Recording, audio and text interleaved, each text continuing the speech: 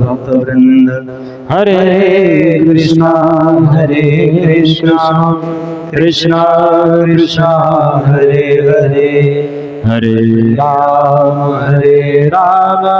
राम राम हरे हरे हरे कृष्णा कृष्णा कृष्णा हरे हरे हरे राम राम राम हरे हरे हरे कृष्णा कृष्णा कृष्णा हरे हरे हरे राम राम राम हरे हरे हरे कृष्ण। तर महाभारताची कथा आपण श्रवण करत आहे. तर काल आपण कथा पाहिली की कशा प्रकारे द्रौपदीचं स्वयंवर झालं आणि स्वयंवरामध्ये द्रौपदी प्राप्त झाली पांडवायला.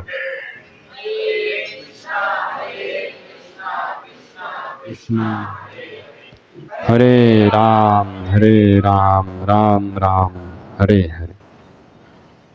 आणि त्याच्यानंतर मग अर्जुनाने कशा प्रकारे त्या मत्स्याचा डोळा भेदन केला आणि व्यासदेवांनी येऊन सांगितलं की कशा प्रकारे ही द्रौपदी जी आहे तिने वरदान प्राप्त केले 5 पतीचं. लक्षात येईल तर तिची इच्छा होती की माझा पती कसा असावा, धर्मासारखा असावा, एकदम धार्मिक, त्याच्यानंतर बलवान असावा, धनुर्धारी असावा, सुंदर असाव आणि विद्वान असाव.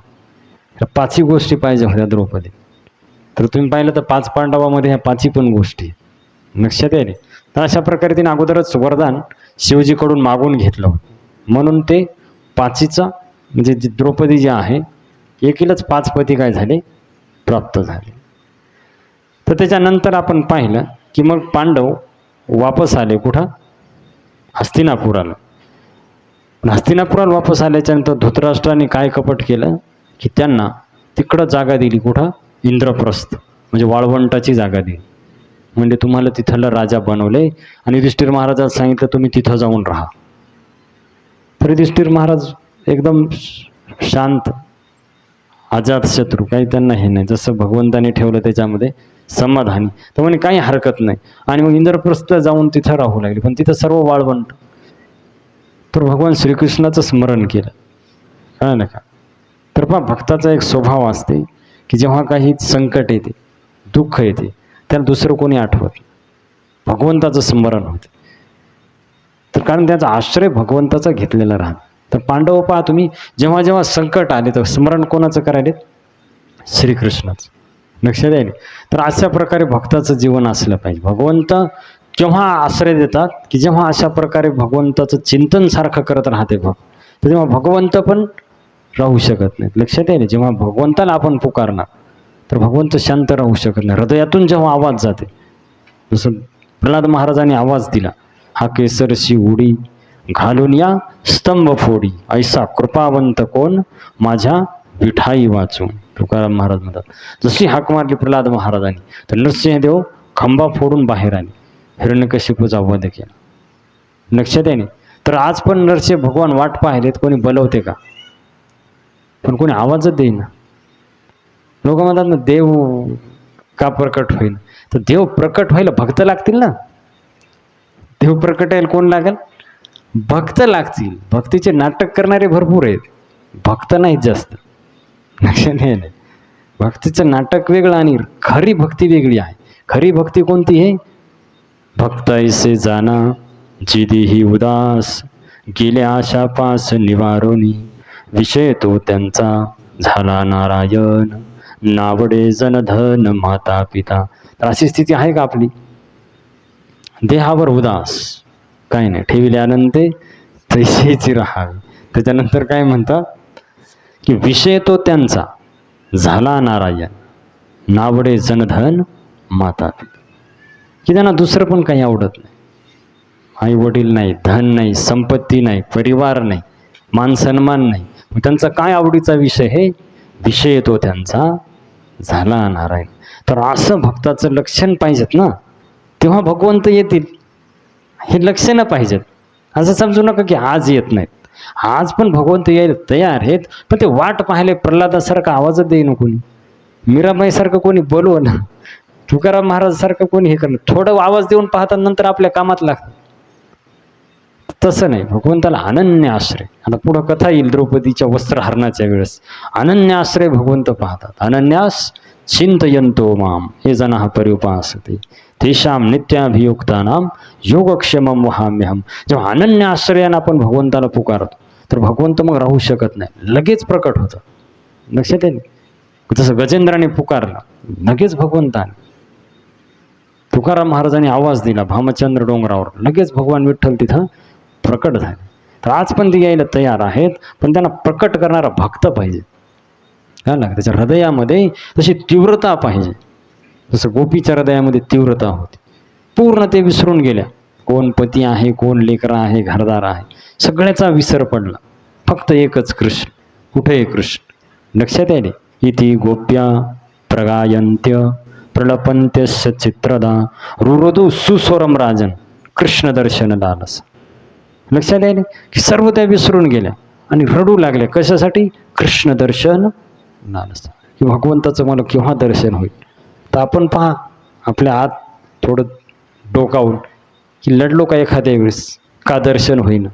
आपलं लढणं कासाठी राहते, असं का होईना, तसं का, देवा वाचव, याच्यातून दूर काढ, पाऊस का पडना, मग बिमारी का राहीना, एवढं भजन करायलो मी, एवढ्या माळा वढायलो. आपली भक्ती अशी. आणि ती कशासाठी लढायला? की का दर्शन होईन याच्यासाठी लढायला.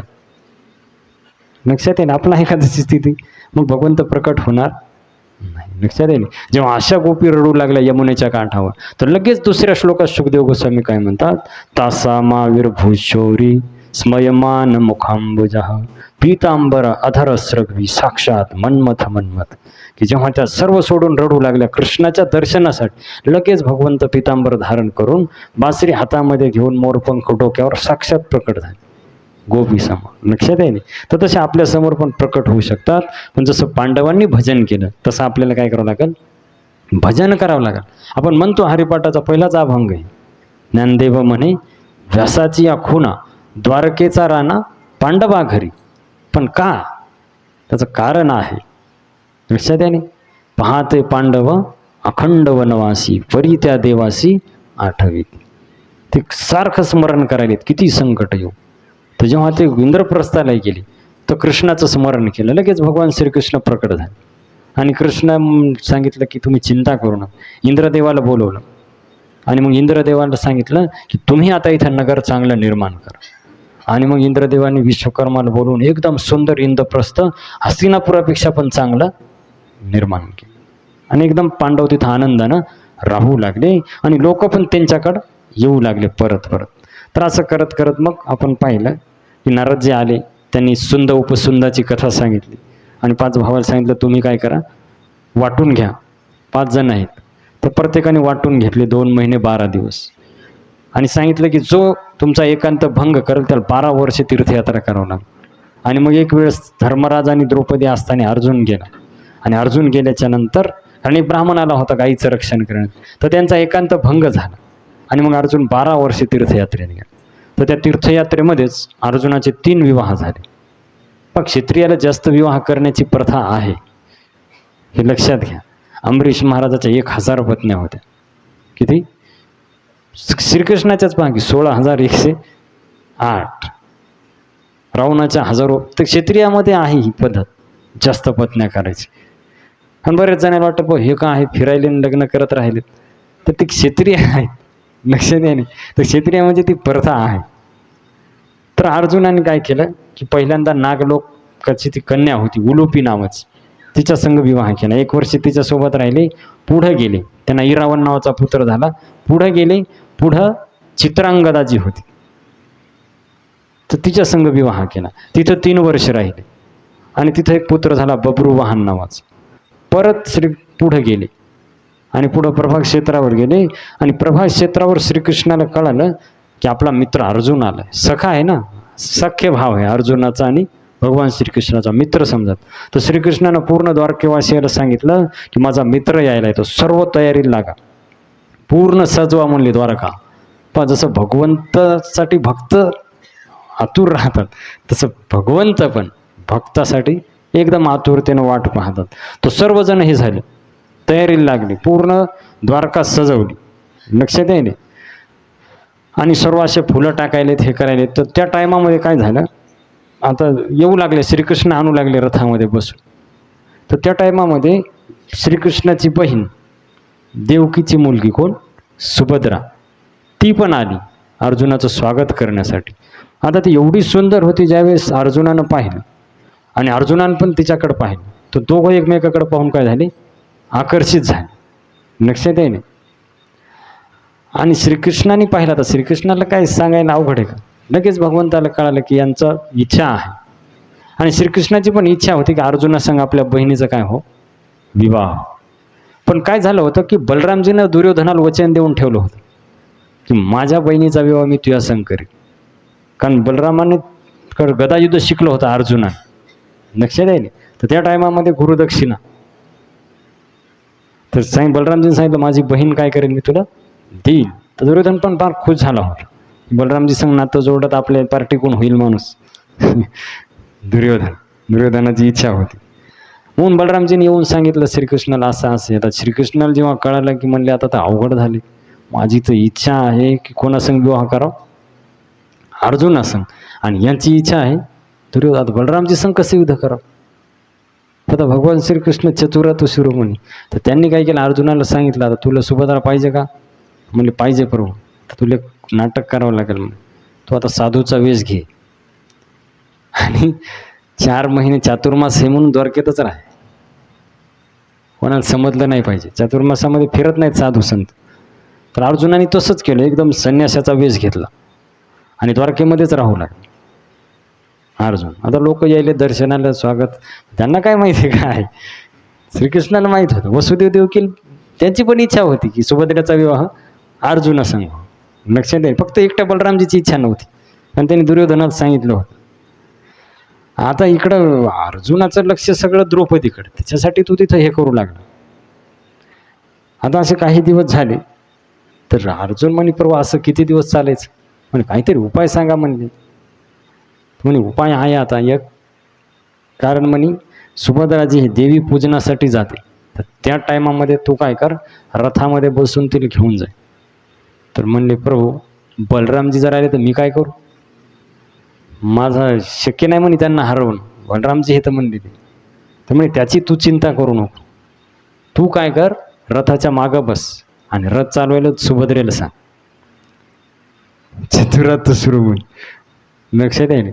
सुभद्रेला पुढं बसव, सारथ्याला खाली उतरव आणि तू उलटात युद्ध कर मागा, आणि मग नंतर पुढचं मी पाहून घेतो काय करायचं.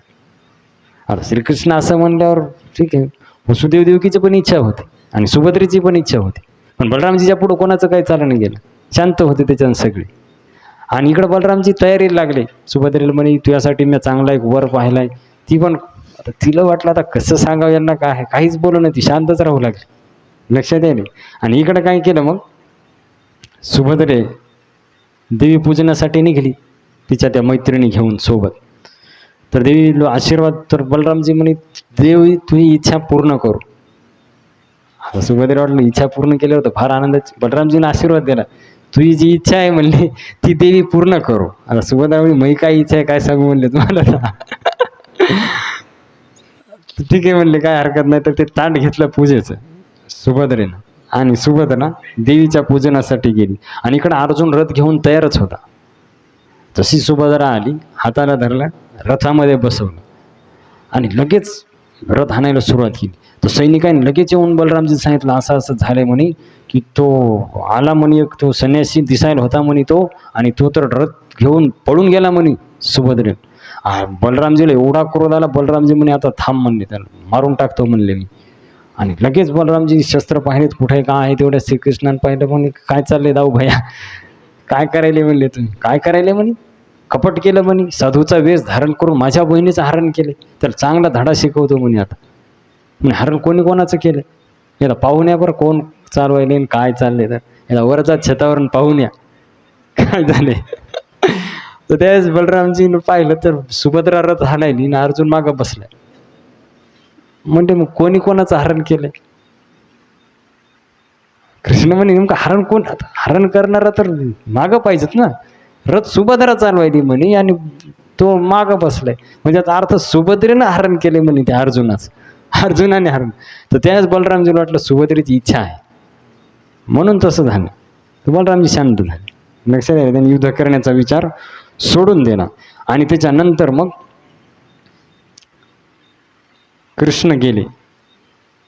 त्यांना कळालं की आता आपलं काम झालं, अर्जुनाचं आता हे करते. तर त्याच्यानंतर मग अर्जुनचे 3 विवाह झाले. तर अर्जुन सुभद्रेला घेऊन गेले.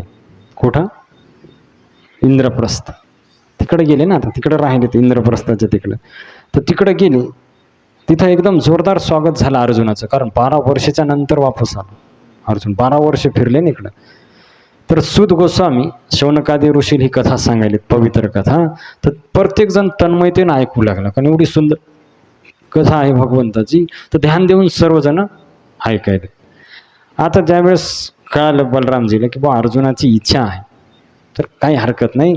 तर बलरामजीनं काय केलं, श्रीकृष्णानं भरपूर पुष्कळ संपत्ती, रथ, घोडे, हाती भरपूर आहेर केला. कोणाला? अर्जुनाला.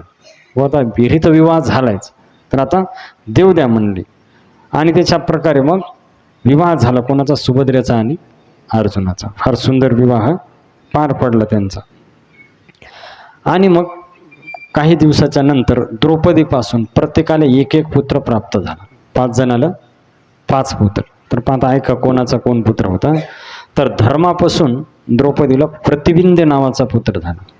भीमापासून श्रुतसोम, अर्जुनापासून श्रुतकर्मा, नकुलापासून शतानिक आणि सहदेवापासून श्रुतसेन.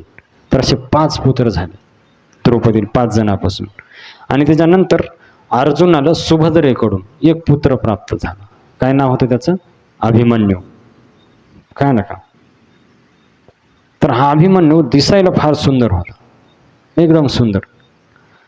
आता या 6 मुलाला अर्जुनाने काय केलं, पूर्ण धनुर्विद्येमध्ये निष्णात केलं. धनुष्य शिकवलं, सर्व गोष्टी शिकवल्या.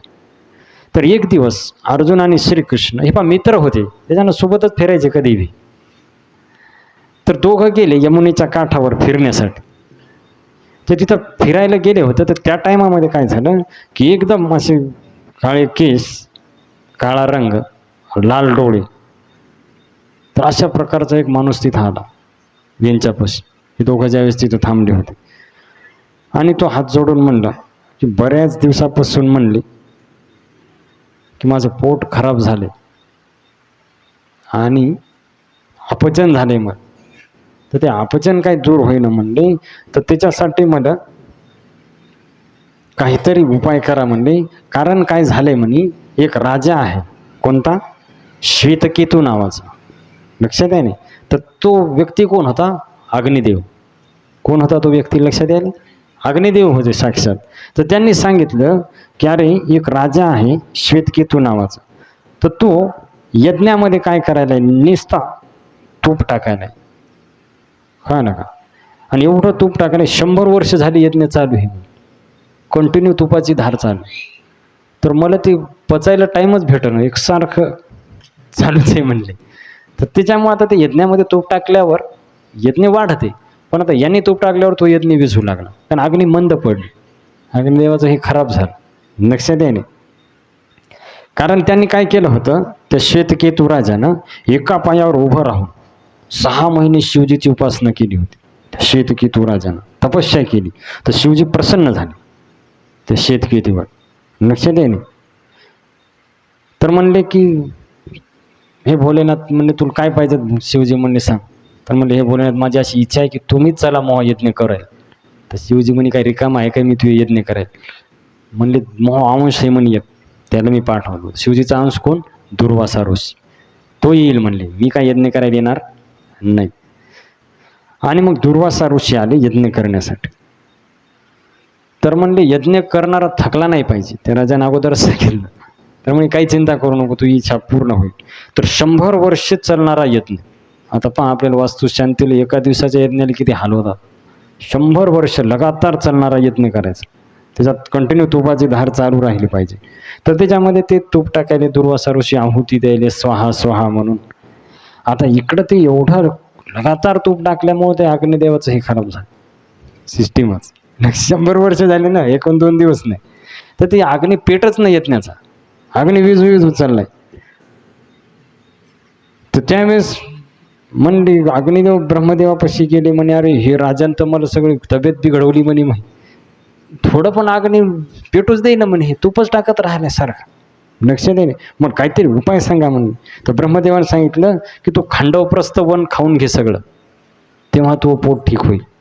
कारण त्याच्यामध्ये भरपूर राक्षस आहेत, त्यांची चरबी जेव्हा तो पोटात जाईल तेव्हा तो सिस्टीम बरोबर होईल, असं लक्ष दे. तर असं ब्रह्मदेवाने उपाय सांगितला, कोणाला? अग्निदेवाने. तर अग्निदेव तयारीत होता खांडवप्रस्थ खाण्याच्या.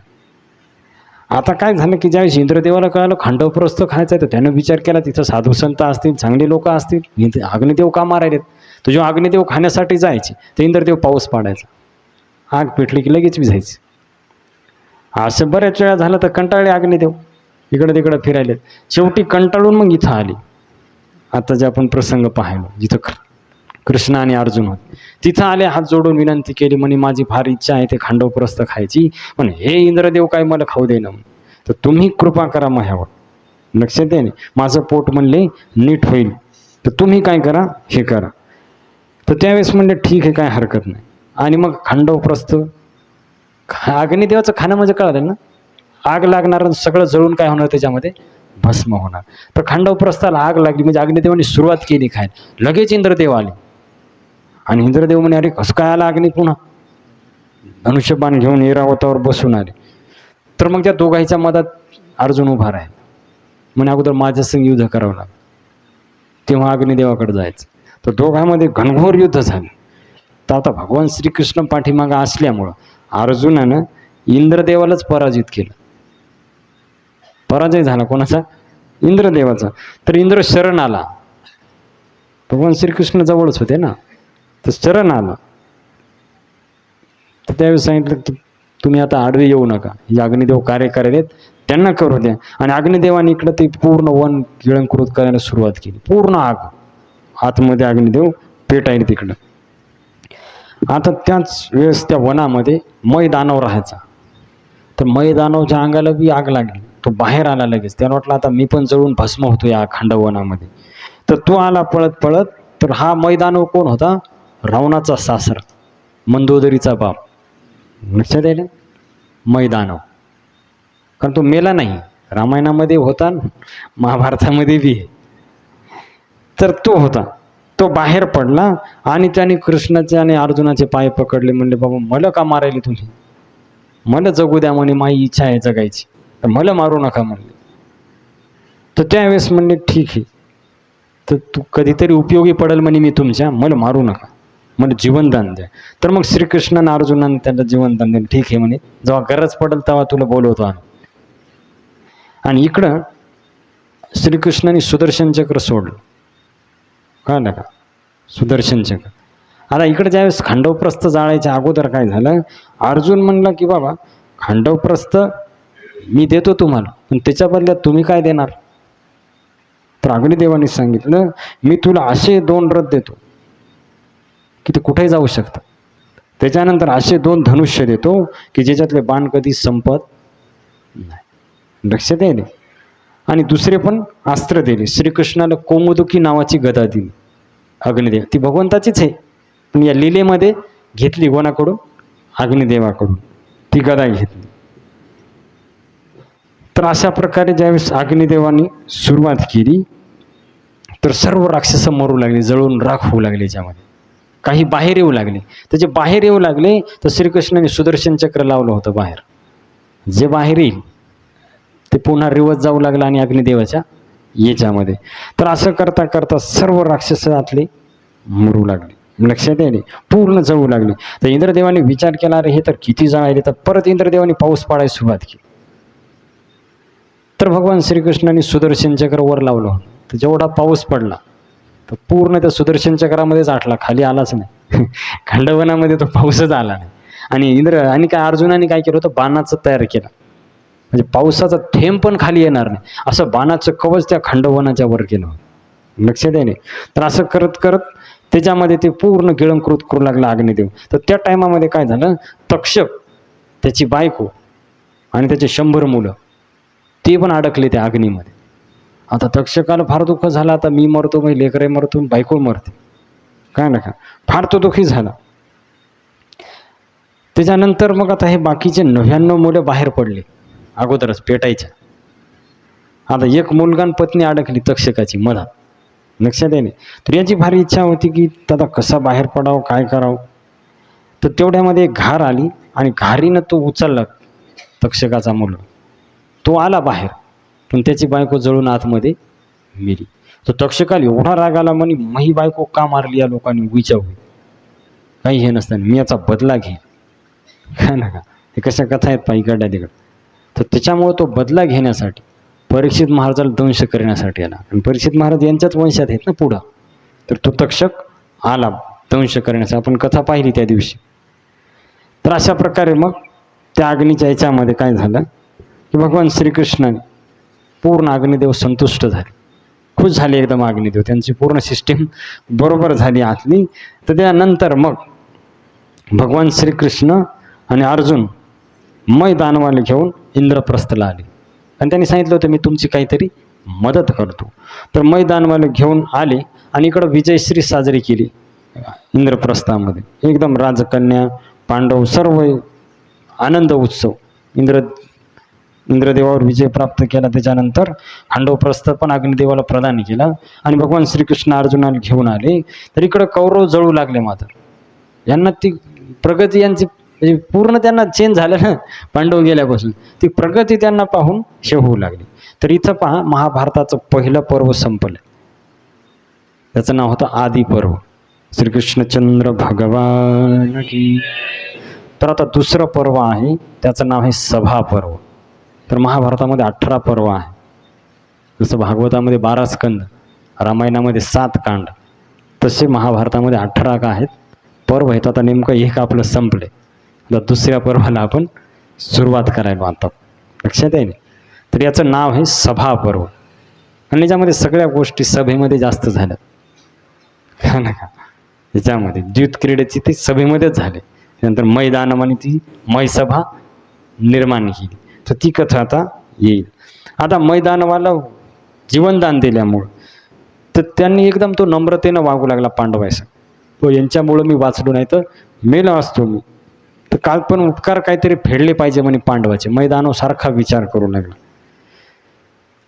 तर त्यावेळेस मग त्याने श्रीकृष्णाला विचारलं काय करू मी तुमची सेवा, मग काहीतरी या ऋणातून मला मुक्त व्हावं वाटेल, काहीतरी हे करणं. तर त्यावेळेस श्रीकृष्णानं सांगितलं की तू असं एक राजगृह बांध की अद्वितीय असलं पाहिजे स्वर्गासारखं. लक्षात आहे. ते जर तो बांधलं तो तर तू या ऋणातून मुक्त होऊ शकतो. एकदम सुंदर तू काय कर, सभेचं एका निर्माण कर. तर मैदानावर फार आनंद झाला. म्हणे ठीक आहे, चांगली गोष्ट आहे, आपल्याला उपकार फेडायची संधी तर भेटली, काय ना का.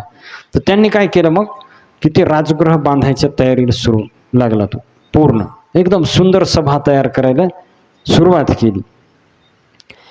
आणि एकदम भरपूर सामग्री तो घेऊन आला.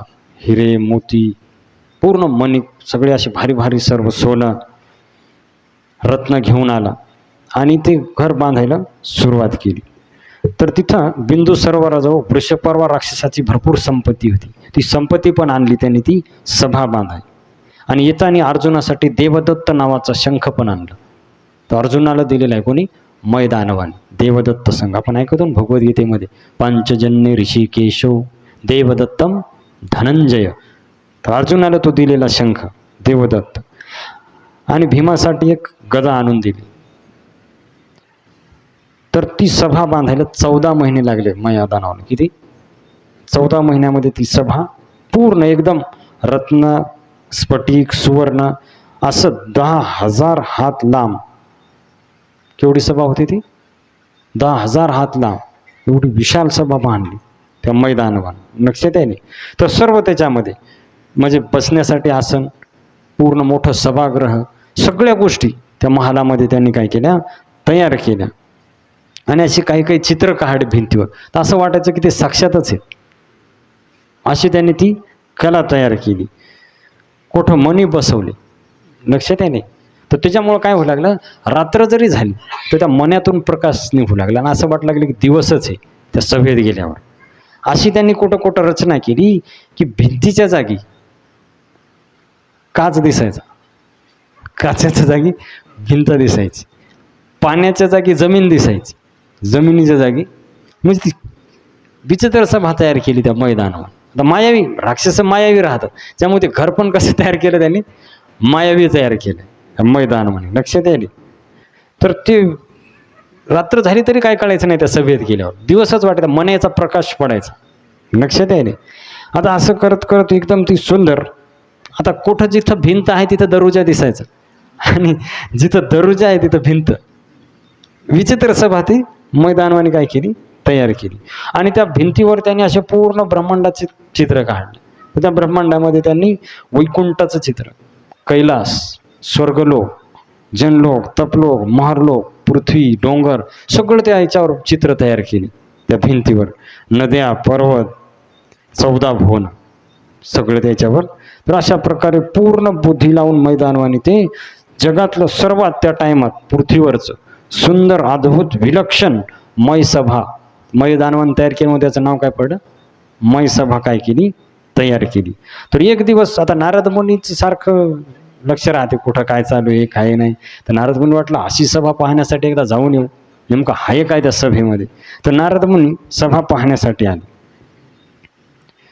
तर त्यावेळेस धर्मराजांनी स्वागत केलं नारदजीचं, आसन दिलं बसण्यासाठी, स्वागत केलं नारदजीचं. तर नारदजी असे तर कुठेही गेलं तरी त्यांना सन्मान आहे, कुठेही जाऊ, राक्षसाईकडे गेले तरी आदर, इकडं भक्ताईकडे आलं तरी आदर आहे. तर नारदजी म्हणले की मी त्रिलोक्यात सगळीकडे फिरतो म्हणले, पण इंद्राची पुष्कर सभा पाहिली मी, कुबेराची सभा पाहिली, ब्रह्मदेवाची सभा, यमराजाची सभा पाहिली म्हणले, वरुण सभा पाहिली, सगळ्या सभा पाहिल्या म्हणे, पण अशी सभा कुठंच पाहिली नाही. ही जी आता मय सभा तुम्ही तयार केली, तरी स्वर्गासारखी तुम्ही पृथ्वीवर तयार केली म्हणे, किती आश्चर्याची गोष्ट आहे. आणि मग नारदांनी उपदेश केला कोणाला, धर्मराजा, लक्षात आहे. अगोदर स्तुती केली आणि उपदेश केला. तर म्हणे तुझं नाव आहे धर्मराज, तर तू धर्मासारखं वाग, कधी खोटं बोलू नको, कधी खोट्याचा आश्रय घेऊन येऊ नको, आणि नेहमी श्रीकृष्णाचं पूजन कर म्हणे. श्रीकृष्ण साक्षात भगवंत आहे, जरी तुमच्या संग तो खेळत असा राहाच असा, पण तो साधारण व्यक्ती नाही, साक्षात भगवंत आहे, त्याची पूजा कर, अभिमान सोड, अहंकार सोड म्हणले, परस्त्रियाचा आदर कर, साधूची सेवा कर, इंद्रियाला ताब्यात ठेव, दानधर्म कर, क्षत्रियाच्या कर्तव्याचं पालन कर, आणि प्रजेचं सर्व संकटापासून रक्षण कर, लक्षात आहे रे. आणि सर्वात महत्त्वाचं म्हणजे कधी द्वितक्रीडेच्या अधीन होऊ नको. भविष्य सांगितलेत नारद, द्वितक्रीडा फार भयानक आहे, पूर्ण व्यक्तीचं त्याच्यामध्ये जाते ऐश्वर्य. तर त्याच्यामुळं त्याच्या नादी लागू नको, तू सदैव सावध राह, शरीर निरोगी ठेव, दुष्टांना शिक्षा कर आणि सज्जनांचं रक्षण कर. पूर्ण एकदम राजधर्माचा उपदेश केला धर्मराजाला, कोणी, नारदजी. एवढा सुंदर उपदेश ज्यावेळेस केला, तर धर्माला सांगितलं की पहा मी फिरू लागलो. तर फिरता फिरता काय झालं की मी यमलोकातून येत होतो, नारदजी सांगायला. तर तिथं मला तुमचे वडील भेटले, पांडू महाराज, लक्षात आहे. तर तिथं भेटले आणि त्यांनी मला एक निरोप पाठवला. तर धर्मराजाला उत्सुकता लागली, मग आपल्या वडिलांना काय निरोप पाठवला असं. तर म्हणले सांगा नारदजी काय निरोप आहे. तर त्यांनी निरोप पाठवलाय, मी आनंदामध्ये, मला कोणतेही दुःख नाही, सगळं व्यवस्थित आहे म्हणले, परंतु यमराज इथं पापी लोकांना शिक्षा करतात ते पाहून मला दुःख होतं. तर मला ते पाहू वाटत नाही, म्हणून मला स्वर्गलोकात जायचं, इथं राहायचं नाही यमपुरीमध्ये, मला त्रास काहीच नाही, पण राहायचं नाही म्हणले इथं, मला वर जायचं स्वर्गलोकामध्ये. तर मला असं काहीतरी यज्ञ कर एखादा की मला इंद्रलोकाला मी गेलो पाहिजे. पहा मुलाने केलेलं कोणाला प्राप्त होते, लक्षात आहे, सिद्धांत आहे. इथं ज्यावेळेस म्हणणे की तू यज्ञ करशील तर मी वर जाईल स्वर्गलोकामध्ये, तर तू काय कर, यज्ञ कर. तर त्यावेळेस मग धर्मराज म्हणले की कोणता यज्ञ करायला पाहिजे. तर सांगितलं राजसूय यज्ञ, हा यज्ञ जर केला तर नक्कीच म्हणे ते स्वर्ग लोकाला जातील. तर मग धर्मराजाने ठरवलं आपल्याला राजसूय यज्ञ करायचं. आता सर्वत्र निरोप पाठवू लागल्या, पत्रिका पाठवल्या सर्वत्र. तर पहिलं पत्र श्रीकृष्णाला लिहिलं द्वारकेला आणि श्रीकृष्णाला सांगितलं की तुम्ही या, राजसूय यज्ञ करायचा आहे इंद्रप्रस्थाला, तुम्ही या म्हणले. त्याच टायमामध्ये श्रीकृष्णापाशी एक दुसरं पत्र घेऊन व्यक्ती आला. कळलं का? तर दुसरा कोण होता तो? तर जरासंधामधल्या कैदेमधले जे राजे होते त्या राजाने पत्र लिहिलं होतं. कोणाला? श्रीकृष्ण. की तुम्ही काय करा प्रभू, या फार त्रास द्यायला जरासंध. एक तर आमचं राज्य तर घेतलं आणि आम्हाला बंदी करून ठेवलं. तर प्रभू तुम्ही सोडवा, पण फार त्रास द्यायला म्हणजे जरासंध आम्हाला. तर त्या टायमामध्ये श्रीकृष्ण विचार करू लागले की पहिलं काम कोणतं करा. दोघे एकाच वेळेस आले. एक तर राजसूय यज्ञाचं पण आमंत्रण आहे आणि इकडं या कैद्याचं पण आमंत्रण आहे, तर जावं कुठं? श्रीकृष्ण विचार करू लागले. तर त्यावेळेस श्रीकृष्णाने उद्धवाला विचारलं. उद्धव मंत्री होते ना, कृष्णनाम प्रवरो मंत्री कृष्णस्य दैत सखा शिष्यो बृहस्पतीर साक्षात उद्धवा बुद्धी सत्तम. तर उद्धवाला विचारलं काय करायला पाहिजे. तर उद्धवानं सांगितलं, पहा प्रभू, राजसूय यज्ञ करण्यासाठी सर्वावर विजय प्राप्त करावा लागतो. मग साहजिक जरासंधावर बी आपल्याला काय करावं लागेल? विजय प्राप्त करावा लागेल. त्याच्याशिवाय आपल्याला राजसूय यज्ञ करताच येणार नाही. त्यामुळे पहिल्यांदा आपल्याला इकडं जावं लागेल. कुठं? जरासंधाचा वध करण्यासाठी. तर तुम्ही काय करा म्हणले, अर्जुनाला आणि भीमाला घेऊन जा आणि पहिल्यांदा जरासंधाचा वध करा, त्या कैद्याला मुक्त करा आणि मग आरामात राजसूय यज्ञ करा. तर फार खुश झाले श्रीकृष्ण. म्हणे काय सुंदर सल्ला दिलाय म्हणून, लक्षात द्यायला उद्धवाने. आणि मग श्रीकृष्ण लगेच गेले इंद्रप्रस्थ आणि सांगितलं धर्मराजाला, जे उद्धवजीनं सांगितलं होतं असा असा प्लॅन आहे. तर पहिल्यांदा जरासंधाचा वध करा. तो जवरक आहे तोवरक राजसूय यज्ञ होणारच नाही. तर पहिल्यांदा मारावंच लागणार त्यांना. तर म्हणले आता काय कर, तू तयारी कर इकडं, तोपर्यंत आम्ही जरासंधाचा वध करून येतो. लक्षात येणे. आणि मग कारण त्या राजाला मुक्त करावं लागणार, नाही हा मारून टाकल त्यांना जरासंध. तर त्यावेळेस धर्मराज म्हणले की एवढं काय त्या जरासंधाचं टेन्शन वाटायचं, नेमका तो आहे कोण? असं काय एवढी त्याची बलवान, एवढा वीर का आहे? नेमकं त्या जरासंधाचा इतिहास काय आहे? एवढं घाबरायची काय गरज आहे त्याला? तर त्यावेळेस श्रीकृष्ण काय म्हणतात, पहा, हा जरासंध काही साधारण व्यक्ती नाही. लक्षात आहे ना, जरासंध काही साधारण व्यक्ती नाही म्हणले. तर हा जरासंध मगध देशाचा पहिले एक राजा होता बृहस्थ नावाचा. तर त्याला 2 पत्न्या होत्या, सुलक्षणा आणि गुणसुंदरी. 2 पत्न्या होत्या, तर मुलगा एक पण नाही. त्यामुळे तो फार चिंतित होता. तर त्यांनी काय केलं, एक दिवस चंडकौशिक ऋषीपाशी गेला. हा कोण? बृहस्थ राजा चंडकौशिक ऋषीपाशी गेला आणि त्यांनी प्रार्थना केली की काहीतरी कृपा करा ऋषीवर, मला पुत्र नाही, काही नाही, काहीतरी असं एखादा आशीर्वाद द्या, वरदान द्या, जेणेकरून मला एखादी तरी संतान काय होईल, प्राप्त होईल. तर त्यांनी एक आंब्याचं फळ दिलं. कोणाला? या बृहस्ताला. आणि सांगितलं तुझ्या एका राणीला दे कोण्या तरी. आता ज्या आंबा घेतला त्यांनी आणि घरी गेला. आता घरी गेल्यावर ती म्हणे मला पाहिजे, ती म्हणे मला पाहिजे, घ्या म्हणे. आता एक आंबा तो घेईल कसा देऊ? आणि त्यानं सांगितलं होतं एकालाच खाऊ घालायचं. ते आंबा बाजूला चढले, दोघीच्याच भांडणं लागले. ती म्हणती मला पाहिजे, ही म्हणती मला पाहिजे. राजाच म्हणे बाबा आता काय करावं. मग त्यानं आणली इळी आणि त्याचे 2 खापा केल्या. म्हणे घ्या दोघी अर्धाला. काय करता आता? खाल्ले दोघीनं अर्धाला. आता ते चुकीचं झालं, जे सांगितलं ऋषीनं त्याच्यानुसार ते फळ घेतलं नाही. तर त्याचा परिणाम काय झाला माहिती आहे का, की तो अर्धाला खाल्ला दोघीनं आंबा. तर त्याच्यामुळं दोन्ही रण्याला गर्भ राहिला आणि जेव्हा 9 महिने झाले तर दोघीच्या पोटी अर्धा लेकरू जन्माला आला. 1 डोळा, 1 कान, 1 हात, 1 पाय, पूर्ण मधातून अलग साईड दोन्ही राण्याला. लक्षात आहे ना. आता ते पाहिल्यावर सगळे म्हणे काही विचित्र लेकरू जन्माला आले म्हणे, अर्धच सगळं. ते उचललं आणि दिलं फेकून तिकडं जंगलामध्ये. राजाने, त्या बृहस्थ राजाने जंगलामध्ये फेकून दिलं. फार हे वाटलं. तर त्या टायमामध्ये जरा नावाची एक यक्षिण होती, ती आली तिथं. तिनं पाहिलं हे काय विचित्र हे पडलेलं असं इथं, दोन्ही साईडला 2 आलेच. तर ती योगिनी होती, लक्षात येईल, सिद्धिप्राप्त. तिनं काय केलं, ते दोन्ही जोडली आणि जीव जीव म्हणून मंत्र म्हणला, हे दोन्ही जगाव, जुटाव. लक्षात आहे नाही. आणि जसे तिनं मंत्र म्हणले, मंत्र म्हणल्याबरोबर ते दोन्ही पार्ट एकाला एक जॉईंट झाले आणि एकच बालक तयार झालं. दोन्हीच एकच पहिल्यासारखं बालक काय झालं तयार झालं आणि ते लढू लागला मुलगा. तर त्याचं रडणं ज्यावेळेस ऐकलं तर इकडं जरा राक्षसीचे ते याला आवाज इकडं जरा संध्याच्या याच्यामध्ये तिथं म्हणे फेकून दिलं, रडायला कसं काय. नंतर जाऊन पाहिलं तर ते जुटलं. लक्षात आहे. तर राजानं सांगितलं की बाबा हे आमचाच मुलगा आहे, आम्हाला तू काय कर वापस. तर तिनं सांगितलं काही हरकत नाही म्हणे, घेऊन जा, पण माझ्या नावाने याचं नाव ठेवलं, मी जोडले. माझं नाव जरा आहे तर मी जोडल्यामुळे याचं नाव ठेवा जरासंध. कळलं का कसा जन्म झाला जरासंधाचा. तर अशा हे कृष्ण सांगायलेत कथा कोणाला, युधिष्ठिर महाराजा. आणि त्यांनी प्रश्न विचारला की एवढं का आहे या जरासंधामध्ये. तर एवढा तो बलवान होता जरासंध. तर म्हणले की 10,000 हातीचं बळ होतं. कोणामध्ये 10,000. तर त्याच्याकडे कोलियापीड नावाचा एक हाती होता जरासंधाकडे.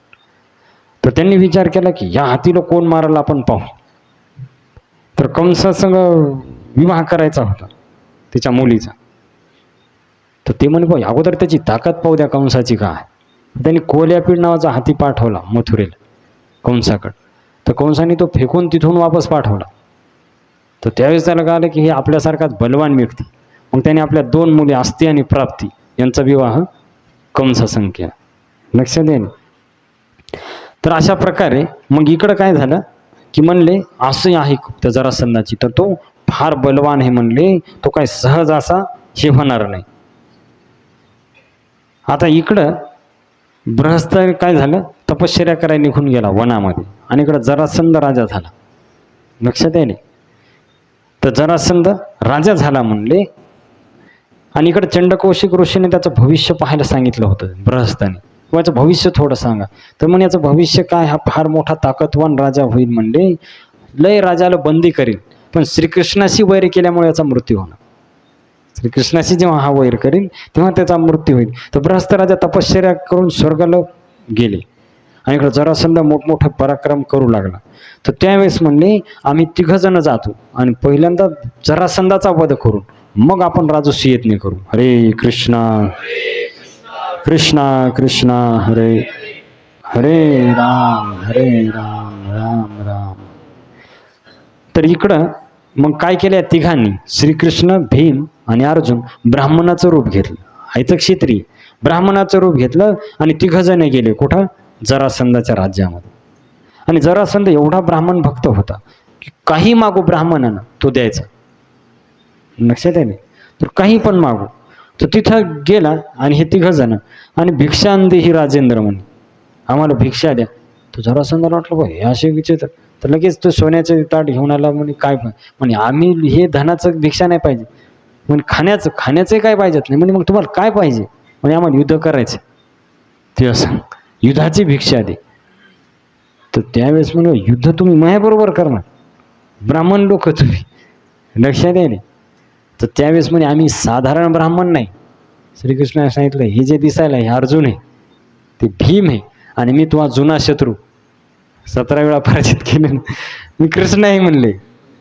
तर त्यावेळेस जरासा मोठ्यानं हसू लागला. म्हणजे कृष्ण आहे तू, भितरा माणूस म्हणे. आता हे 17 वेळा हे झालं ते गेला विसरून. एकदाच फक्त कृष्ण गेले तेच त्याच्या डोक्यात राहील. 18व्या वेळा तू भित्रा आहे म्हणे, युद्ध सोडून पळून जातो, मी तुझ्या संग लढणार नाही. आणि अर्जुन तर लहान आहे म्हणे, हिमाया संकोट.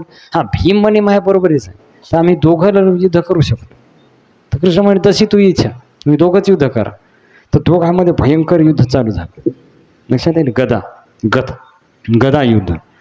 आणि दोघांमध्ये एवढं 14 दिवस युद्ध चाललं, कोणीच हारलं. किती दिवस. तर ते दिवसभर युद्ध करायचे आणि रात्री आराम करायचे. पहिले बेमान नव्हती, दिवस युद्ध आणि रात्री.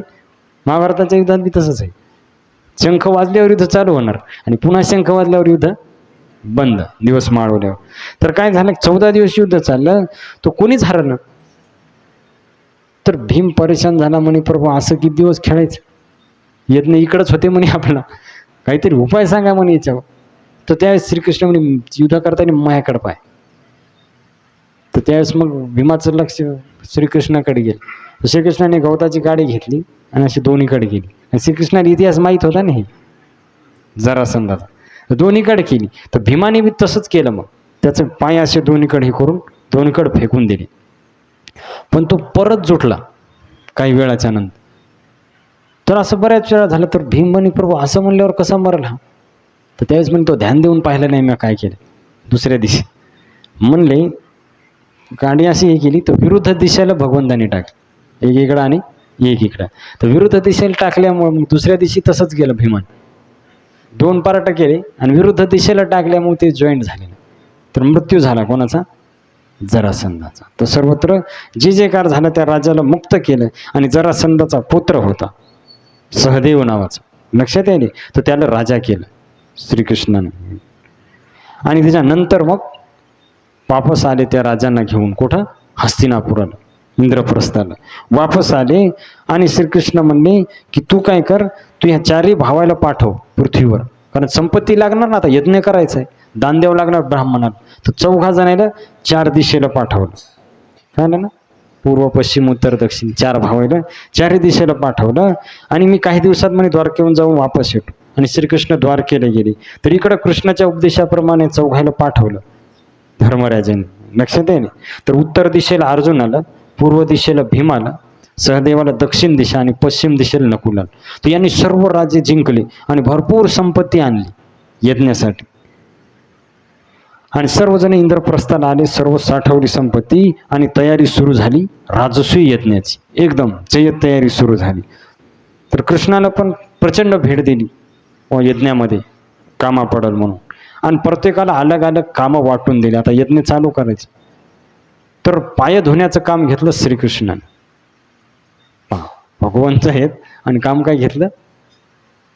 किती आता भगवंत आहेत ते, काय ना. तर 2 कामं घेतली श्रीकृष्णाने. आलेल्याचे पाय पूजायचे आणि जेव्हा जेवतील तेव्हा पत्रवाळे उचलायचे. आता आपल्याला किती खालचे कामं वाटतात, पण कोण करायला ते? साक्षात भगवंत श्रीकृष्ण, लक्षात आहे ना. तर त्याच्यानंतर ऋषीला जे काही कमी वस्तू लागतील त्या पोहोचवण्याचं काम विदुराकडे दिलं. तू ऋषीकडे लक्ष ठेव, कोणाला काय लागतं. संजयाला राजाची पूजा करायला सांगितली. त्याच्यानंतर अश्वत्थामाला काही कुठं कमी पडलं ते हे करण्यासाठी, तर दक्षिणा देण्याचं काम कृपाचार्याकडे. आणि आलेल्या राजाचं धन घेण्याचं काम दुर्योधनाकडे होतं, लक्ष ठेवायचं. आणल्याच्या नंतर काय ना, का कर्णाला दान द्यायला ठेवलं, देत राहतो. आणि युग्न काही येऊ नये यज्ञामध्ये, धनुष्यबाण घेऊन अर्जुनाला सांगितलं तू लक्ष ठेव सगळीकडं. आणि पंक्तीमध्ये वाढायचं काम होतं भीमाकडं, तू लक्ष ठेव फक्त. द्रौपदी वाढायची आणि भीम लक्ष ठेवायचं फक्त, कोणाला काय कमी आहे का नाही काय ते सांगायचं. आता इकडं काय झालं, भीमाच्या हातामध्ये गदा होती, काही कमी नाही ना सगळ्या गोष्टी. तर भीम इकडं तिकडं पाहू लागला. सर्वजण आले तिथं, ब्रह्मदेव, वशिष्ठ, व्यास, यज्ञवल्क्य, सर्वजण त्याच्यामध्ये. द्रौपदी वाढायली. आता भगवंत तिथं म्हणल्यावर तिथं काहाची कमी आहे, लक्षात आहे. दृष्टद्युम्नाला विडे देण्याचं काम होतं, जेवण झाल्यावर विडे द्यायचे तो सर्वांना. अशी प्रत्येकाला अलग अलग सेवा दिलेली होती, कशाचीच कमतरता नव्हती.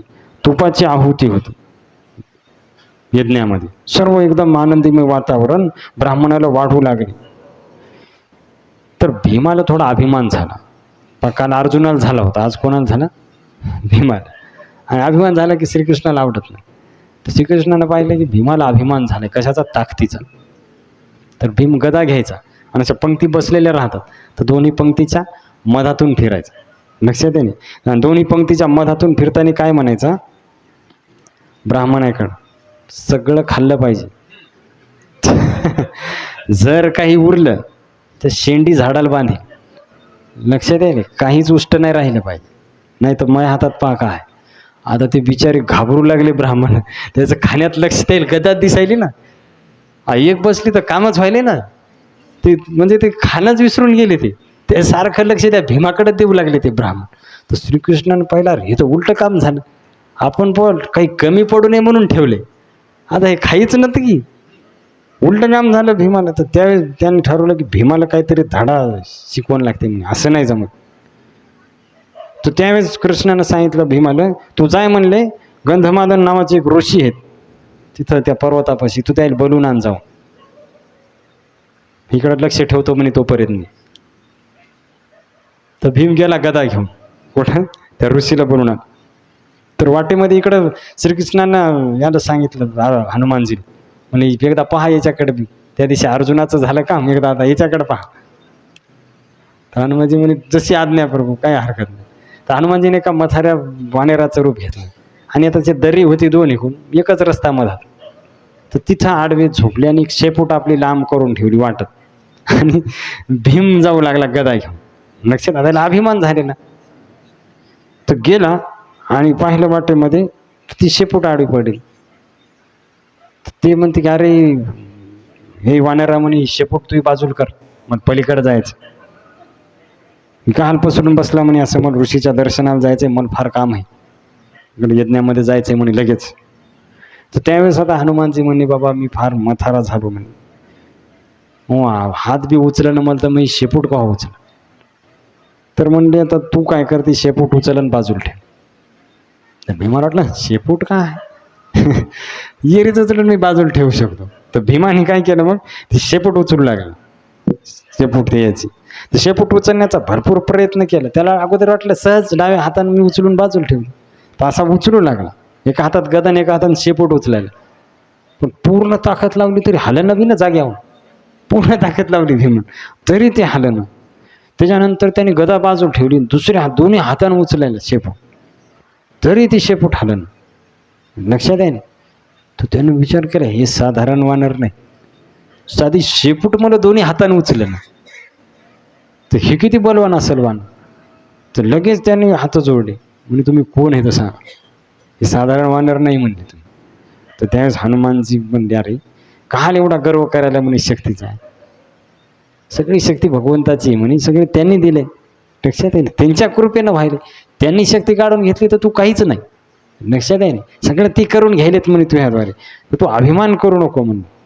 कारण प्रत्येकाने एकाच्या वर असते दुसरा, शेरास सव्वा शेर म्हणतो ना, तर एकापेक्षा एक असते म्हणे श्रेष्ठ, तर तू असा अभिमान करू नको. तर त्यावेळेस त्यांनी पाय पकडले हनुमानजीचे, म्हणले मला माफ करा म्हणले, नमस्कार केला, त्यांची स्तुती केली. तो उपदेश केला हनुमानजी म्हणे अभिमान करू नको, नम्रता ठेव थोडी, अभिमान कामाचा नाही म्हणून. आणि त्याच्यानंतर मग शांत झाला भीम, अभिमान नष्ट झाला. तर तिथं गंधमादन पर्वतावर गेला आणि गंधमादन ऋषीला प्रणाम केला आणि म्हणले ऋषीवर चला म्हणले, तुम्हाला यज्ञामध्ये बोलवले.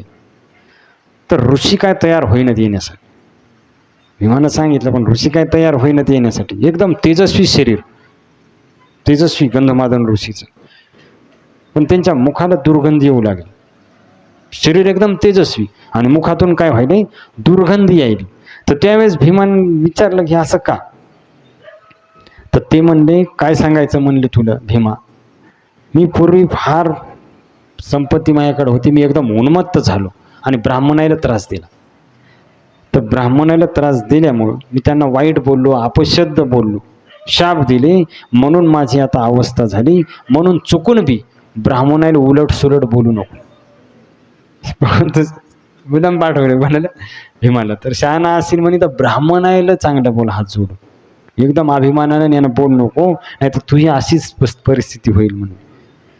तर त्यावेळेस भीमानं डोकं लावलं, कृष्णानं का पाठवले आपल्याला इकडं, याच्यासाठीच पाठवले म्हणे, काही बोलवायचं नाही कोणाला, याच्यासाठीच आपल्याला अभिमान झालाय म्हणून पाठवले म्हणे. तर त्याच्यामुळं भीमाने काय केलं, ठीक आहे म्हणजे काय हरकत नाही, तू वापस आला आणि एकदम नम्रतेनं मग हात जोडून बोलू लागला. कोणाला, ब्राह्मणाला. त्याला वाटलं आपली तशीच परिस्थिती होईल पुन्हा. तर ते आठवू लागली घटना भीमाची आणि त्या गंधमादन ऋषीची. ते यज्ञात दुर्योधन पण आला होता. तर दुर्योधन सारखा जळू लागला. त्याला वाटलं एवढ्या सुविधा आपल्या हस्तिनापुराला बी नाहीत, इथं सगळंच आपल्यापेक्षा जास्त दिसायले, माणसं जास्त आहेत, ऋषी जास्त आहेत, सुविधा जास्त आहे, संपत्ती जास्त आहे, लोक जास्त आलेत, पंक्ती भरपूर उठाल्यात, लोक असं कसं काय म्हणणे, हस्तिनापुरात त्याच्यातलं काहीच नाही. सारखा तो जळू लागला. तर म्हणे हे सगळं करण्यामागं कृष्णच कारण आहे. काय होतं म्हणे, पांडवाकडे इथून आले तेव्हा त्या कृष्णानंच केलं म्हणे, काय कारस्थान केलं. तर गेला कृष्णापाशी दुर्योधन, कृष्णापाशी गेला आणि कृष्णाने विचारलं, म्हणले अरे तुला तर सगळे सारखेच आहेत की, जसे कौरव तसे पांडव, आम्हाला का तू दूर लोटायला म्हणे, लक्षात आहे ना, तू पक्षपात का करायला म्हणे, त्याला फक्त मदत करायला, आम्ही तिकडं मरायलो म्हणे हस्तिनापुरामध्ये, आमच्याकडे पाहायला बी तयार नाही. तर त्यावेळेस कृष्णाला वाटला तर काय सांगू बाबा, तर विचारायला एवढं यानं. तर म्हणले आता तू काय कर, जाऊ दे, एक काम कर म्हणे, ते नंतर पाहू. तू अख्ख्या याच्यात यज्ञ मंडपात फिर म्हणली आणि एका चांगल्या माणसाला घेऊन ये.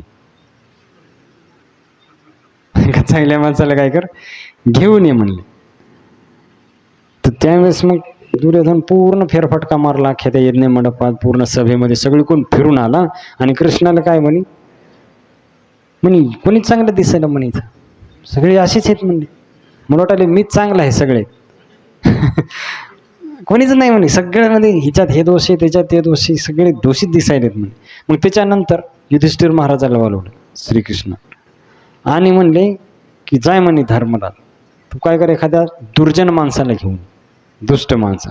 युधिष्ठिर महाराज गेले आणि भरपूर फिरले आणि वापस आले रिकाम्या हाताने. तर म्हणले काय, तर म्हणले एक बी दुर्जन व्यक्ती नाही प्रभू, मला वाटतं मीच सगळ्यात दुर्जन आहे, मीच सगळ्यात पापी. लक्षात आहे. तर हे ऐकलं भगवान श्रीकृष्णाने दुर्योधनाला म्हणजे पाहिलं का, माझं असंच आहे म्हणे. लक्षात आहे. तर जसं जो पाहते तसा मी त्याला दिसतो, भावे जैसा तैसा हरी एक, ज्याची जाकी रही भावना जैसी, प्रभू मूर्त देखी तिने तैसी. तर त्याच्यामुळं म्हणले की असं आहे, मी पक्षपात करीत नाही, पण जो जसा माझ्याकडे ते मी तसंच आदान प्रदान करतो. मी पक्षपात करत नाही, पण येणारा ज्या भावनेने येते तसं मी फळ देतो. लक्षात येईल. ये यथामाम प्रपद्यन्ते तास्तथैव भजाम्यहम्. मला जर साधारण माणूस समजलं तर मी साधारणच दिसणार, मी भगवंत मानलं तर भगवंत दिसणार, मित्र म्हणलं तर मित्र दिसणार. लक्षात येईल. सखा मानलं सखा, तर जसं माझ्या संग आदान प्रदान करशील तर तशा प्रकारे. तर असं करता करता काय झालं की एक दिव्य घटना घडली त्या यज्ञामध्ये.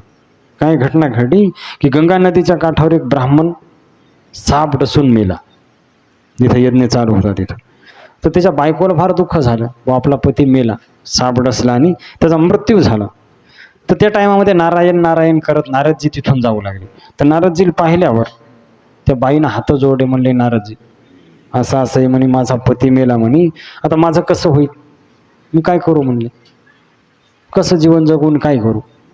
तर त्यावेळेस नारदजी म्हणले की तू चिंता करू नको, तू या पतीला घे आणि इंद्रप्रस्थलाच आहे, तिथं मोठा यज्ञ चालू आहे, राजसूय यज्ञ, तर तिथं काय होते पाहि.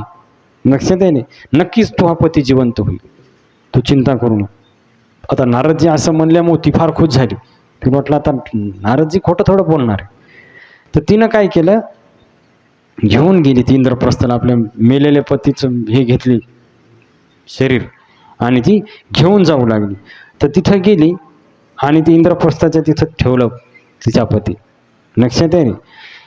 आणि सर्वांना मोठ्याने सांगू लागले आवाज देऊन की काय करा, कोणीतरी माझ्या पतीला जिवंत करा, पुण्य देऊन काहीतरी पुण्य अर्पण करा आणि माझ्या पतीला काय करा, जीवदान द्या म्हणले.